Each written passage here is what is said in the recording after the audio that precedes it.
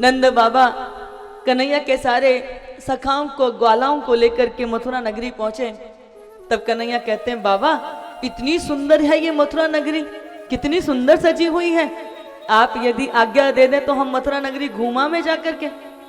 तो बाबा कहते हैं कि देखो कन्हैया, तुम गोकुल वृंदावन में थे तो अबे तबे की बात करते थे, बात बात में गाली गलौज करते थे। मथुरा नगरी पढ़े लिखों की है, किसी से कुछ कह दिया तो यहाँ झगड़ा हो जाएगा। तब दाऊ भैया से नंद बाबा कहते हैं कि दाऊ तुम समझदार हो, सबका ख्याल रखना। दाऊ कहते हैं, बाबा चिंता मत करो। अरे कन्हैया अपने सारे साथियों को लेकर के मथुरा नगरी का भ्रमण करने के लिए निकल जाते हैं। अब ये जैसे मथुरा नगरी में गए तो इतने सुंदर सुंदर भवन, सब सुंदर सुंदर वस्त्र पहन करके दिखाई दे रहे थे।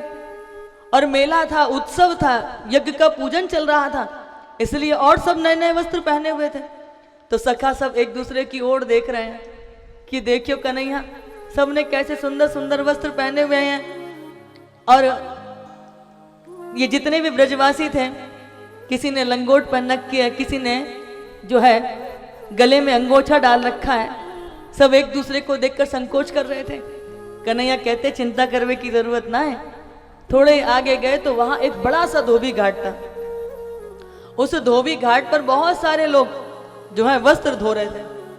तो कन्हैया ने एक धोबी से कहा कि मामा जी तनिक कुछ वस्त्र हमारे सखाओं को भी दे दो। तो वो धोबी जो था, बड़ी बड़ी मोटी मोटी आंखें निकाल करके टूट करके पड़ा कन्हैया पर। लगता है जो कार्य महाराज परसों करेंगे वो मेरे हाथ से आज ही हो जाएगा। कहाँ भोजराज कंस और कहाँ ये ढोर जंगल चरावे वाले गवरिया महाराज कंस के वस्त्र पहनेंगे। जैसे ही कन्हैया पर ऊंची आवाज में गुस्सा किया तो कन्हैया की टोली में एक छोटा सा सखा था। वो कहते कन्हैया दिखा दे यार पूतना वाले हाथ, फिर जो होगी सो मैं संभाल लूंगा। कन्हैया कहते कि तो कुछ चिंता करने की जरूरत ना है। आगे बढ़ के कन्हैया ने जैसे ही घुमा करके एक ही चपाट मारी, तैसे ही उसका जो मुख था धड़ से अलग जाकर के गिर पड़ा। सब घाट छोड़ छोड़ करके भाग गए, भागो भागो भागो, ये तो पूतना घसुर को मारवे वारो आ गो। सब घाट छोड़ के भाग गए। कन्हैया सखाओं से कहते हैं, भैया जो वस्त्र पसंद आवे अब सब चुन चुन के अपने अनुसार पहन लो। अब यहाँ तो महाराज कंस के वस्त्र धुल रहे थे। कंस 7-8 हाथ को, और ये सारे ग्वाल वाल सखा, कोई 3 हाथ को, कोई 4 हाथ को, कोई 5 हाथ को, सब ने रेशमी वस्त्र धारण कर लिए। अब गलियों में बीतियों में झाड़ू लगावे की जरूरत ना है, इनके वस्त्रन से ही सारे ब्रज की गलियां साफ हो रही हैं। सखा बोले भैया देखिए ये तो ऐसे लग रहे हैं जैसे मांगा हुआ पहन लियो, मांग के पहन लियो। कन्हैया बोले इनकी भी कोई ना कोई व्यवस्था जरूर होगी। तो आगे बढ़े तो एक गुणक नामक दर्जी था।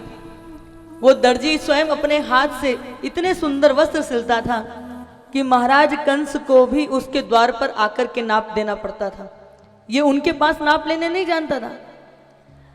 जैसे गुणक दर्जी ने देखा कि आज तो मेरे प्रभु स्वयं मेरे द्वार पर चल करके आए, तो ये दुकान से बाहर निकल आया और हाथ जोड़ लिए, प्रभु के चरणों में प्रणाम किया।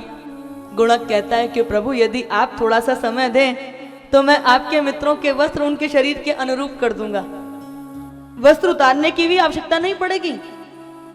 सारे सखा खड़े हो गए और गुणक दर्जी ने बहुत अल्प समय में ही सारे उनके सखाओं के वस्त्र उनके शरीर के अनुरूप सिल दिए। ढेरों कपड़ों की कतरन वहां इकट्ठी हो गई। मेरे प्रभु गुणक को ढेर सारा आशीष देकर आगे बढ़ गए। गुणक बहुत देर तक प्रेम समाधि में ऐसे खड़े रहे, और जब बाद में वो अपनी दुकान में लौट करके आए तो उन्होंने क्या देखा कि उनकी संपूर्ण दुकान का सामान सोने का हो गया, मात्र कैंची और सुई लोहे की बची। जैसे प्रभु कहना चाहते हैं कि गुणक तेरी कला जीवित रहे, इसीलिए सुई और कैंची लोहे की है। मेरे प्रभु आगे बढ़े तो एक सुदामा नाम का माली सुंदर सुंदर पुष्प मालाएं बना करके महाराज कंस के लिए लेके जा रहा था। जैसे उसकी दृष्टि श्याम सुंदर उनके सखाओं पर पड़ी, हाथ जोड़ लिए, कहा प्रभु महाराज कंस के लिए उसके राजमहल में बहुत फूल मालाएं पहुंचाई, पर आज आपका दर्शन करके मन करता ये सारी पुष्पमाला आपको और आपके साथियों को पहना दूं। प्रभु ने अपना शीश झुका लिया और सुदामा ने सबको पुष्पमालाएं पहना दी। अब प्रभु के सारे साथी किसी बड़े बड़े सेठ साहूकार से कम नहीं लग रहे। सुंदर सुंदर रेशमी पोशाक धोतियों को धारण करके गले में पुष्पमाला पहने हुए अब ये सब बड़े मस्त चाल में चल रहे हैं। अवर्णीय शोभा है इनकी देखने में बन रही है। तभी प्रभु थोड़ा आगे बढ़े तो बड़ी सुंदर सी सुगंध आने लगी। सब इधर उधर देखने लगे कि आखिर इतनी दिव्य सुगंध कहां से आ रही है। तो देखा सामने से एक कुरूप सी स्त्री चली आ रही थी। मेरे प्रभु की दृष्टि उस स्त्री पर पड़ी तो दूर से मेरे प्रभु उसको देख करके कहते हैं कि ए सुंदरी, तुम कौन हो?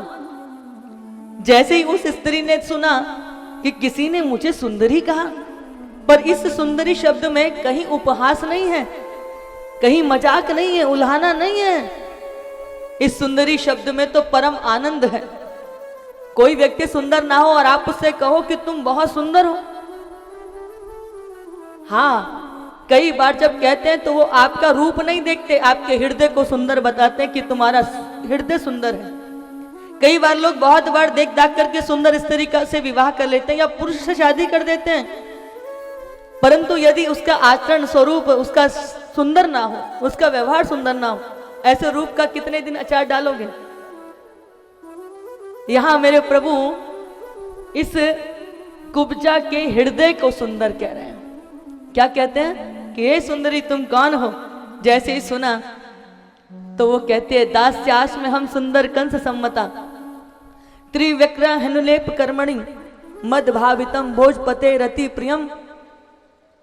अब जैसे ही ऐसा कहा तो वो कहती है, मेरा नाम कुब्जा है। शरीर 3 जगह से मुड़ा होने के कारण बहुत से लोग उसे त्रिविक्रा भी कहते थे। बोले, मेरे हाथ का बनाया हुआ पराग चंदन भगवान कंस महाराज को बहुत प्रिय है। उनके लिए रोज बना करके लेके जाती थी, परंतु आज आपका दर्शन करके, आपकी वाणी को श्रवण करके मेरे चित्त में आता है कि क्यों ना मैं ये अंग राग आज आपको अर्पित कर दूं। आंखों से अश्रु झरना गिर रहा है। दास्यास में हम सुंदर कंस सम्मता त्रिवक्रा नामा हनुलेप कर्मणि। ये देखिए 3 जगह से मुड़ी हुई है। कोई त्रिविक्रा कहता है, कोई कुब्जा कहता है, कि कोई कुबड़ी कहता है, लेकिन आज प्रभु के रूप का दर्शन करने के बाद इसके हृदय में आनंद के जो सागर में हिलोर उठी हुई है। प्रभु आगे बढ़े। कुब्जा कहती है, प्रभु ये चंदन आपको अर्पित कर दूं? प्रभु कहते हैं, क्यों नहीं। और जैसे ही मेरे प्रभु आगे बढ़े, उन्होंने अपना चरण उठा करके उस कुब्जा के पैर पर रखा। तैसे ही मेरे प्रभु ने उसके 2 उंगल और ये अंगूठे से उसकी चुबक ठोड़ी को पकड़ा, हल्का सा झटका दिया, उस कुब्जा का कुबड़ापन दूर हो गया। मेरे प्रभु ने अपने दोनों हाथों से जब कुब्जा के मुख पर स्पर्श किया तो उसका कुरूप दूर हो गया। सर्वांग सुंदरी बनकर के कुब्जा प्रभु के सम्मुख खड़ी है, प्रभु के चरणों में गिर गई। और आज इस कुब्जा ने प्रभु को अपने हाथ से ये चंदन लगाया है।